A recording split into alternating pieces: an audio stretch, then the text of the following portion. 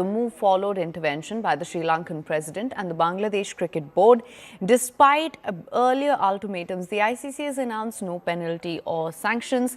Critics say Pakistan has been let off lightly, raising questions over ICC's priorities. So these are some of the big questions which have come to the fore in light of all that we've seen play out as well. Let's just take you through some of the big questions that the ICC has given PCB a free pass after it threatened to pull out of the India fixture.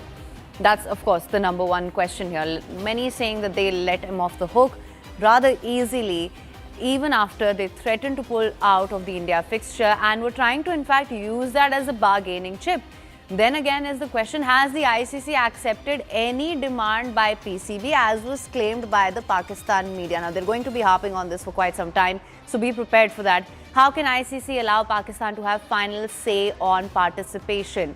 Has the ICC put profit first over principles by urging Pakistan to play the India match? And will ICC reveal what were the PCB's terms before taking a seat at the table? Now, viewers, it's very important to make sure that we all understand here that Pakistan, from the word go, has been trying to portray its decision to back out of this championship as this principled choice that it was making for Bangladesh. Now, it has been called out that entire drama has been rubbished because they simply cannot afford it. Even if they do try to harp on these conditions that they were trying to use this entire negotiation as a bargaining chip, that is entirely not the case.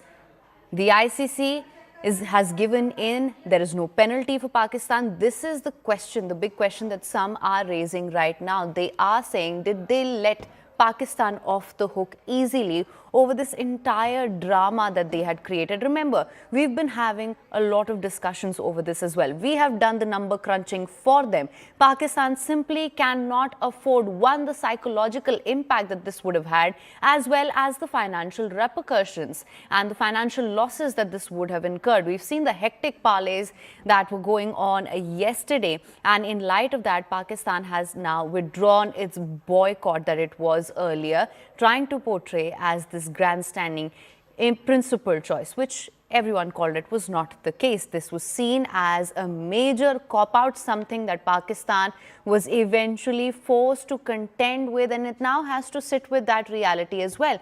What I was talking about earlier, some of the big questions that have come to the fore as well, no matter how much they try to harp on it, that they were brought to the negotiating table and then they finally gave in and did agree. That is really not the case. They simply did not have the option. For more on this, we have Anand Narasimhan live with us. Anand, thank you so much for joining me. What we're trying to tell our viewers is, as much as Pakistan may try to harp on this as something that they've agreed to now after all those hectic parlays, it's really clear for the world to see that this is something they could not have afforded from the word go, and it was all this drama that played out for the world to see, which no one actually was buying. Well, they tried to arm twist the ICC, and the ICC seems to be giving them a huge long rope. There is also the sentiment, good morning Hem and to our viewers, that while Pakistan's charade was exposed right from day one and it was evident that they are going to come back, but the way they have tried to flout with the rules and, you know, bring politics brazenly into cricket and to try and paint India as the villain in all of this, is something which is unpalatable. The other thing is, why is the ICC allowing this and why is there so much of patience being shown is the other question. Now, look at the kind of demands that they've tried to make, both the PCB and the BCB, while trying to abuse India, trying to embarrass India, the BCCI, and also to try and, hamper the smooth conduct of the ICC World T20, of which India and Sri Lanka are actually joint hosts. The larger question then arises as to why are they then wanting to milk the BCCI and make money and profit off the BCCI. On the one hand, there is no respect that is accorded to India and the Indian Cricket Board. You are using cricket as a sport, as a platform to play brazen politics and to try and push a brotherhood kind of a narrative even on your official PCB statement. You are able to put out a PCB letter, or the BCB is able to put out a letter of solidarity, but the PCB did not have the spine to send an email or a letter to the ICC over the last 10 days when they have drummed up so much of drama. Why is the ICC bending over backwards to try and placate the likes of the BCB and the PCB rather than telling them to just buzz off? So, to try and conduct elaborate security arrangements at the ground, there is a sentiment which turns around and asks this question. Is the ICC unnecessarily bending over backwards to try and placate the BCB and the PCB? But there is a counter to this. The counter to this is that the ICC is a rules-based organization. It's a combination of multiple cricket boards. Yes, the BCCI and Bharat influence or wield a huge amount of influence, but Bharat has never been one that has unnecessarily flexed muscle. Barring the fact that we will not play bilaterals against Pakistan or play any cricket in Pakistan, but the BCCI has largely been very, very amenable to all suggestions across all boards and been very, very accommodative. And I think somewhere the ICC is trying to show how accommodative it has been, to the extent that it is frustrating cricket fans that the ICC and its conduct and its organization of a tournament like the World T20 is attempted to being held to ransom by two piddly boards which cannot exist without the BCCI and the ICC's patronage.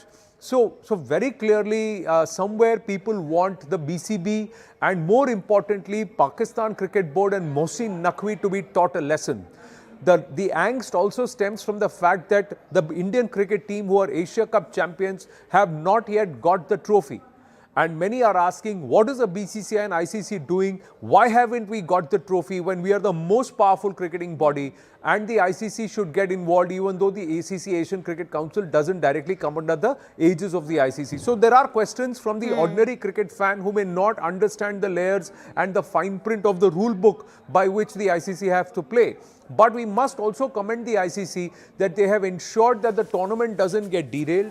And even a Bangladesh which actually opted out of the tournament has not been sanctioned.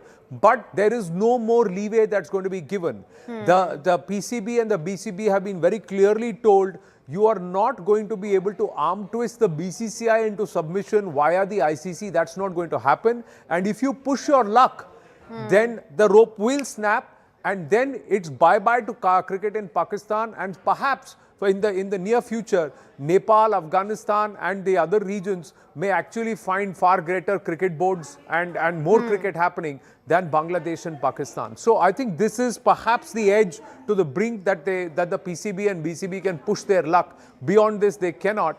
Meanwhile, yes, it's a shameless cricket board, the Pakistan Cricket Board. They have no shame. And I think it is very, very evident when a nation's Prime Minister reneges on his words within 4 days of making them or spelling them out. Right. Anand, thank you so much for breaking this down for us and bringing us your insights on this as well. It definitely gives us better understanding of where things stand at the moment. And with that, we are going to slip into a very short break. But don't go anywhere. News and updates are going to continue on the other side on CNN News 18. Do stay tuned.